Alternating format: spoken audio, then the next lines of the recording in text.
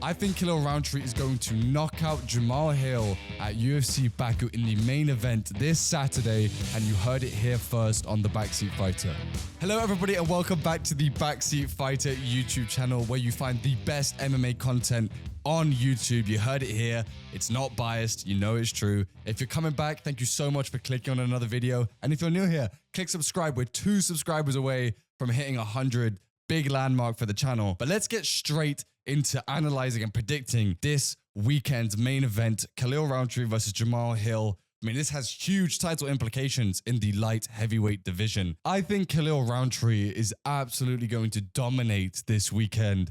And it's not out of a lack of respect to Jamahal Hill. This is a former world champion. Obviously, that domination he put on Glover Teixeira to win the belt is something that only legends can do. And I think he really deserves his praise. Since then, got the Achilles tear, so unfortunate, had to relinquish the title. Came back for Alex Pereira, lost by knockout. A little bit of a controversial situation with the ref kind of stepping in and Alex Pereira shoving him away. Very weird. Then comes back against Yuri Prohaska in an absolute war and in a firefight.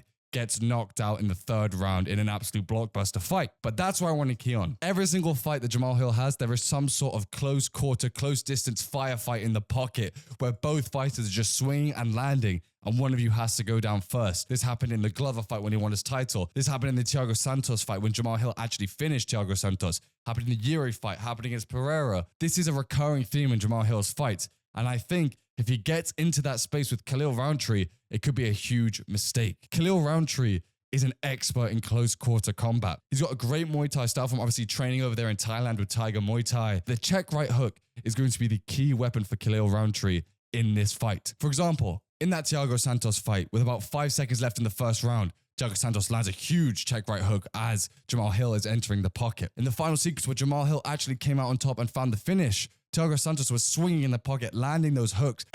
Sweet dreams are starting to feel it. Oh, big shots from Santos.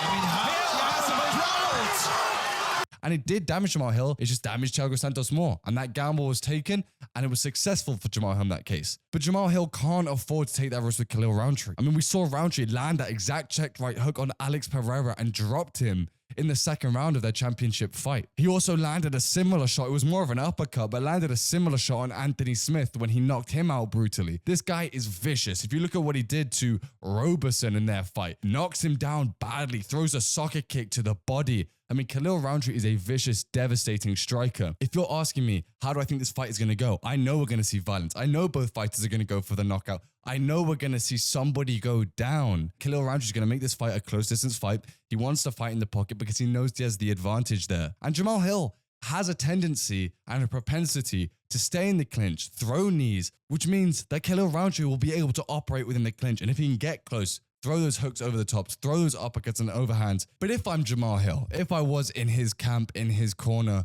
I would say go look at that Dustin Jacoby versus Khalil Rountree fight. You have to emulate the strategy of Dustin Jacoby because he was able to keep the range with Khalil for the most part and kind of use his jab, throw it out, keep it light, maintain the distance, use footwork, stay disciplined.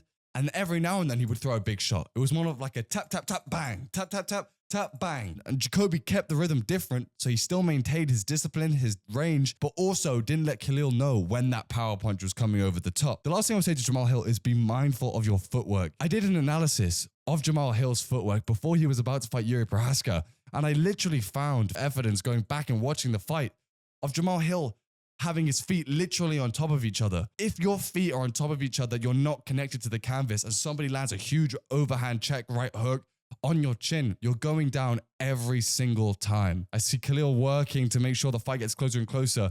And as those firefights start to happen, I think Jamahal Hill will fall into old habits. I think Khalil will be able to take advantage of those positions, both in the clinch and exiting, throwing those check right hooks if Jamahal Hill wants to enter the pocket. Maybe that footwork, if it hasn't been fixed, being the downfall of Jamahal Hill in this case, because it's really hard to take a punch from somebody as vicious and as powerful as Khalil Rountree if you're not fully rooted in the canvas to be able to absorb that power. I think Khalil Rountree is going to get a knockout this weekend in UFC Baku. That was a quick analysis. Thank you so much for watching the channel. I think we're growing more than ever. We got the most views we ever have in the last video, where I apologize for doubting Kamaru Usman. I did kind of pick him to win, but I still doubted his injuries. I doubted his ring rust and if that would affect the fight, and it completely didn't. And the clips have been doing so well. We got almost 7,000 views on one of the YouTube shorts. So please keep up the support. Subscribe, like, do all of that stuff. Share it to your friends if you can, because we're trying to build a community here. And I've got some really